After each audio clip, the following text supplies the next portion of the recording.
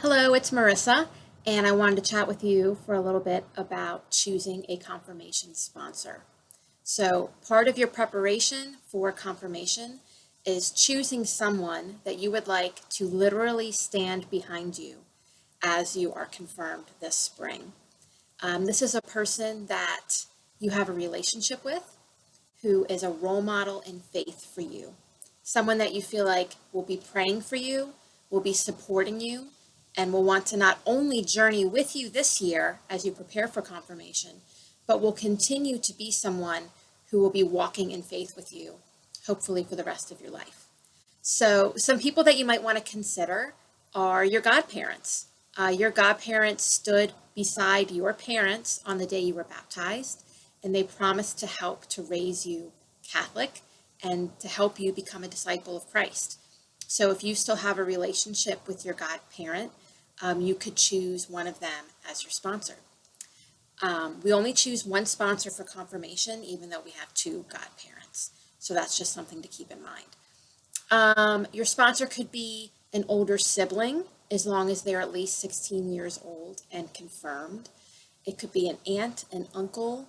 It could be a friend's parent. Those are all people that maybe you could consider to be your sponsor. Now, there are a couple requirements that the church has for someone to be an official confirmation sponsor. And these guidelines are in place because the church wants you to select someone who is actually living the faith so that they can actually help you live the faith and grow in holiness. So, the confirmation sponsor needs to be a fully initiated Catholic. That means that they have received the sacraments of baptism, First Communion, and confirmation.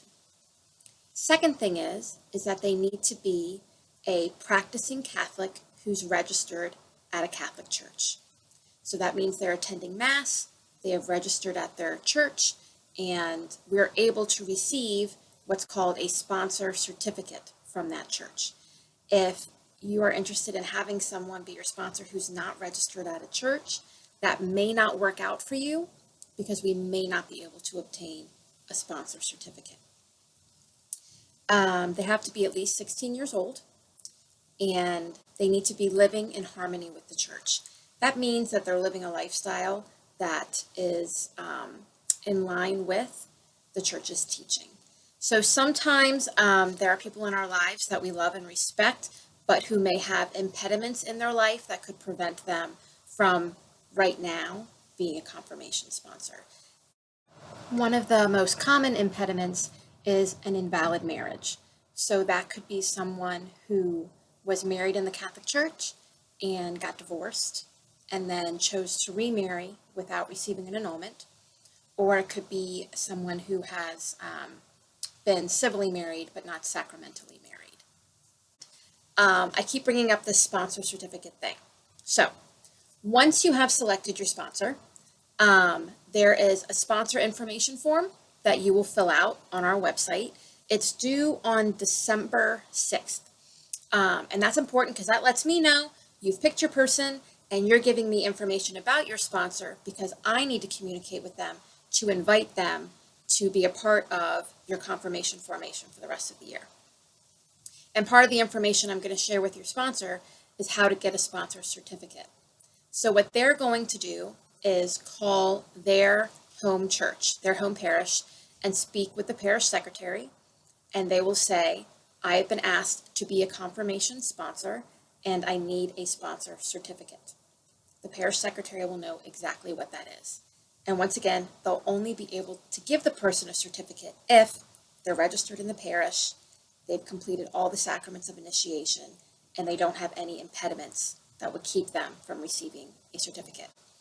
So that parish secretary can mail the sponsor certificate to the sponsor, and then they can get it to me, or they can mail it directly to our church. Either one of those things is fine. But that sponsor certificate is due no later than April 24th, which is when we're having our second Spirit Day, which will be with parents, confirmation candidates, and sponsors. So sponsors could even bring the certificate to that meeting on April 24th if they would like. But that's something that we have to have in hand in order for them to stand behind you at the confirmation mass. That being said, you can select a sponsor who lives far away. If you really feel a strong connection with someone who does live far away, they can be in contact with us, obviously through online means. We're going to be live streaming everything that has to do with sponsors this year, and someone else could stand in at the confirmation mass for that person. But we would still have in your records, in your sacramental records that we keep for you, it would say the sponsor's name that you chose, even if they can't physically be with us on the day of confirmation. So start thinking about who are those role models in faith for you. Think about people that you see at church. Think about people that you see at youth ministry. Think about your family members, older siblings, and start praying about that. Talk to your parents about it, and maybe invite that person to be your sponsor. The sooner, the better, because then they can participate in more things with you this year, and they're really able to walk with you and help you and journey with you, rather than this being something that you're worried about. If you're not sure if someone that you've chosen would be eligible to be a sponsor, just call us, ask. If you need to speak to someone in Spanish, of course, you can call Deacon Manuel at the office, and he'd also be more than happy to assist you. And keep in mind that all of this information is on a handout that will be in your red folder. So there's a little quiz that you can take, and if you get all 10 yeses, that probably means they would be a good choice for you. And then also on your calendar that you're receiving, there are particular times when sponsor information forms are due, sponsor certificates are due, and times when sponsors will actually be coming to youth ministry with you. So those are some tips and tricks as you are choosing your confirmation sponsor.